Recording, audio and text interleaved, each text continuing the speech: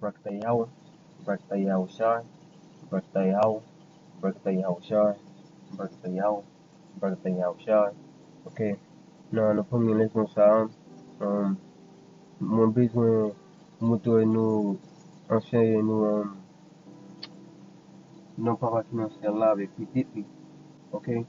Parce que nou konen nan monde la, moun yo di, oh nou an se Jésus, nou an se bon Dieu, nou an pa gen problem nou kale n'importe, non, non.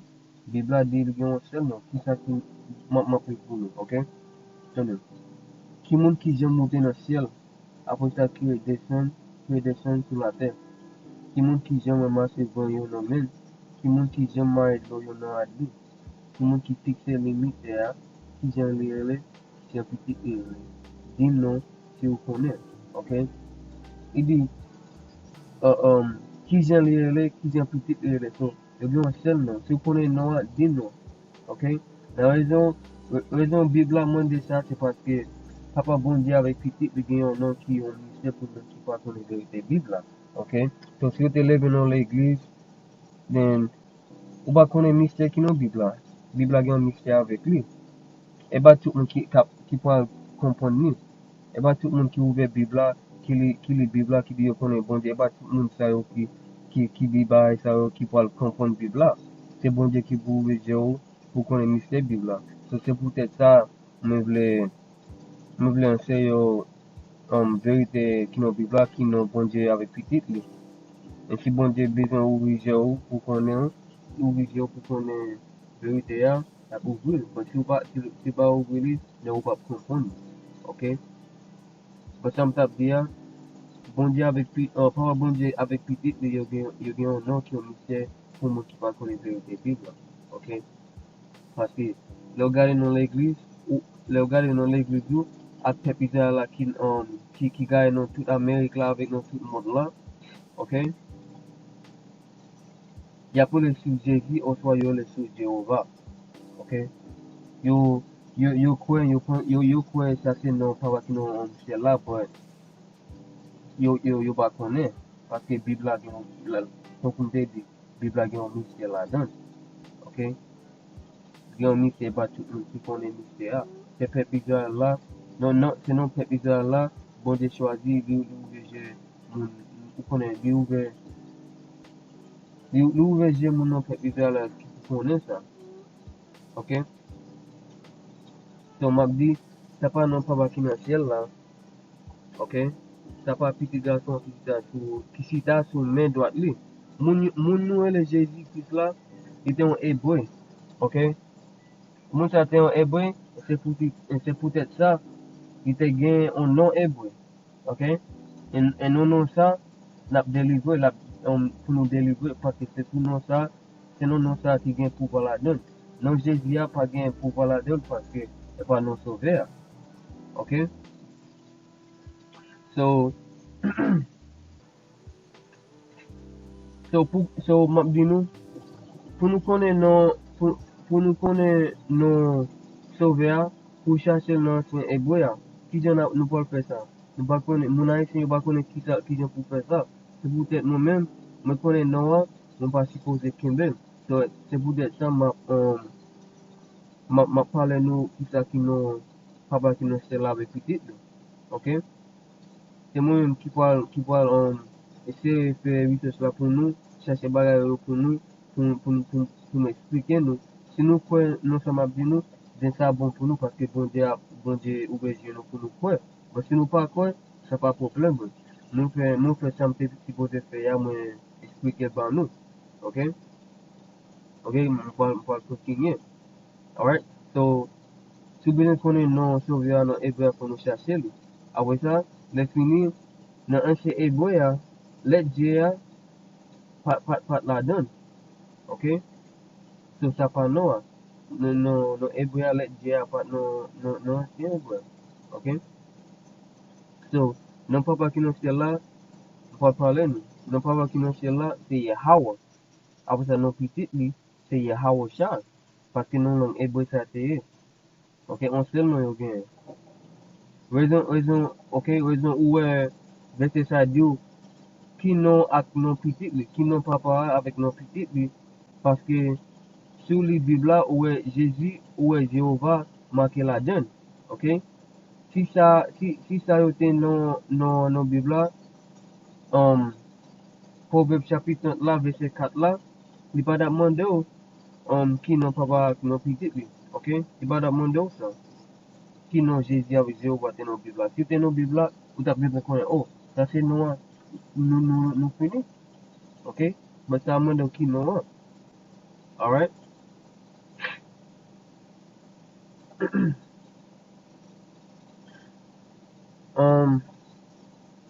Raison lui demander qui non, c'est parce que mon les bon Dieu te connaît nous t'a pas. Sorry, c'est machine moi bagarre. Alright? Raison lui demander ça, c'est parce que mon les bon Dieu te connaît, nous t'a pas oublié non. Les fini, il te connaît, Satan t'a pas venu changer mon nom Bible là, avec toute image, de mettre toute image, il te connaît Satan t'a pas venu changer nom, avec toute image qui est dans la Bible là. Ok? Les fini, il te connaît Satan t'a pas venu changer nom, yo, et puis remplacer yo avec son nom. Ok? So, bon Dieu te connaît, mon le bon Dieu, Yahweh, papa qui nous c'est là avec Yahweh, il te connaît, Satan t'a pas venu changer bagay dans la Bible là. Ok? Un bon point verset pour nous, montrer nous, ça qui est passé peuple Israël là, ok?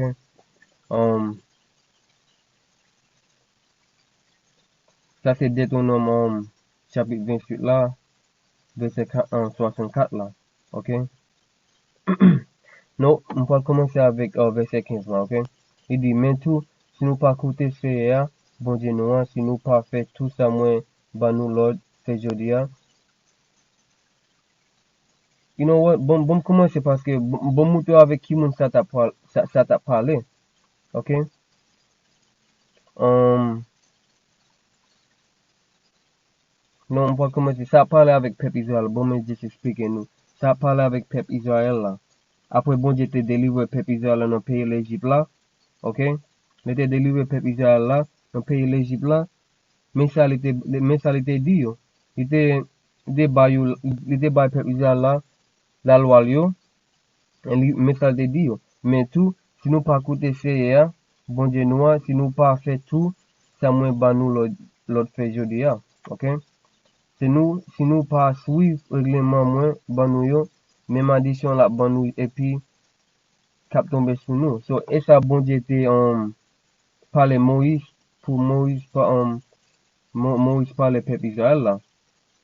OK? Malédiction bon Dieu va tomber sur nous dans la vie courant d'ailleurs. OK? So bon Dieu te mettez en malédiction sur peuple Israël là parce que il pas kimber la loi yo. OK, il pas kimber la loi yo. Mais yon nan malédiction yo qui te tombé sur peuple Israël là, OK? Ça c'est Deutéronome 28 verset 64 là, il dit c'est ya va gagne nous dans mitan toute nation qui tout partout sur la terre. OK? So bon Dieu te fâché avec peuple Israël là pour ça yo te fait. OK? Yo bat kimbe la loi li te ba yo, so li fâché avec yo, so ça te fait ya, il gagne yo, li tire yo dans pays Israël là, après gagne yo dans toute nation sous monde là. OK? Après ça, il dit, les n'arriver là, n'a servi l'autre bon Dieu, ni ancêtres nous yo, ni nous-mêmes, nous pas jamais entendu parler, idoles faites en bois, idoles faites à poche. Ok? Ça me voulait nous pour non ça, il dit, les n'arriver dans l'autre pays côté bon Dieu pour gagner nous yo, ok?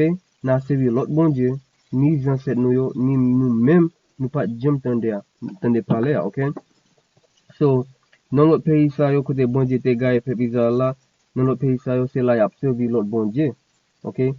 Non ou bien peuple Israël qui gagne nos pays arabe yo, nos pays Chine, la Chine, non Japon, yo tout côté y a volé sur l'autre bon Dieu, non l'Amérique, non Haïti, nous connaît yo tout côté y a volé sur l'autre bon Dieu, y a volé sur Jésus parce que ça me explique là moi dit let Dieu bat non hébreu. Non sauver c'est non hébreu. C'est non Jésus pas canon. Et encore, les fini, Noah les vini avec pouvoir. So faut aller sous vérité Noah pour gagner pouvoir. Parce que non bon Dieu avec petit, il gagne pouvoir là-dedans. En seul nom, il gagne. Ok? So, vous connaissez non l'église christianiste là, non baptistianiste là, non religion, il y a pour le sous Jésus, il y a pour le sous bon Dieu, bon faut les non papa qui est sur là, qui est Hawa. Après ça, non petit, qui est Hawa Shah. Ok? So, faut que nous connaissions ça, faut que nous prenions décision nous, pour nous sortir dans l'église ça yo, et les nos vérités, nos bon Dieu, ya, vrai. Ok? Parce que moi, si nous parlons, nous, si nous pas voulons entendre, ça c'est sur nous. Sans nous, peut-être pas nous. Parce que bon Dieu t'a dit nous pour parler bagaille ça yo. Pour parler, si nous connaissons bagaille, dis nous. Ok, bon pour nous. Bon pour nous.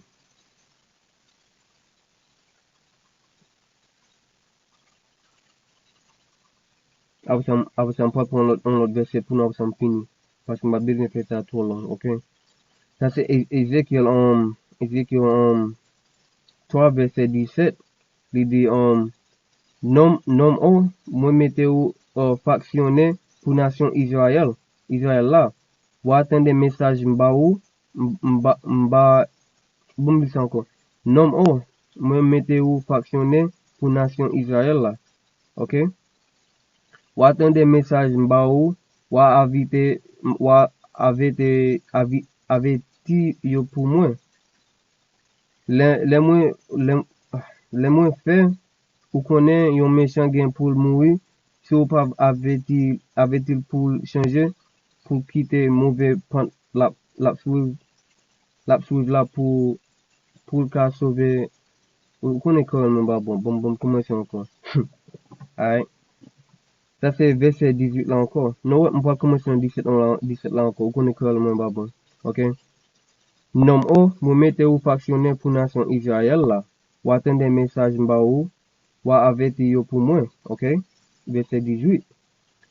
Les moins fait ou connaît yon méchant gen pour mourir, si ou pas avait-il pour changer pour quitter mauvais pente la suivre là, pour le cas sauver la ville, la toujours mourir peut-être péché li fait yo, mais c'est ou même ma prendre responsable l'homme li, ok? So, si m'konne un bagay, m'ba moute peuple Israël là, si m'ba expliquer peuple haïtien ça qu'a passé, si m'ba expliquer li, then c'est sous moi qui responsable ça parce que m'ba di rien. But si m'konne un bagay, non, bon continuer li, mais ça dit. Mais, si vous avez été méchant, les finis méchants pas changer, li pas quitter mauvais pente là, la suivre là, la mourir peut-être péché li fait yo, mais ou même ou sauver la vie pas ou. Right? So si m'explique bah sa capacité yo, si on connaît vérité de là, m'explique nous et nous va changer, mais ça va sur moi. Ça reste sur tête nous-mêmes. Ok? Now, ça me devait fin point, bon moi c'est là.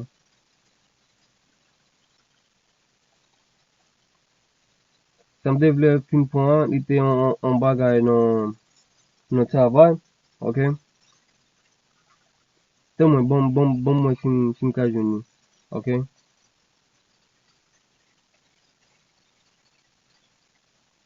Bon moi si m'ka jouni. Ok, me jouni. Alright? Meni. Ça c'est travail. Parce que connaît pour passer nos livres anglais après ça livre créole là parce que m'a trouvé bon en créole là. Bon moi comprendre ni bon m'a explique moi pas c'est pas facile pour moi parler. Vous connaissez um 20 travail 26 verset 14 là, ok, bon lis ça pour nous. Nous tous nous tomber à terre et puis nous entendons une voix qui dit en langue hébreu Sol, ok? Entendez? Dans la langue hébreu, il dit ça. Il dit sol dans la langue hébreu. Ok? On continue. Pour qui ça, on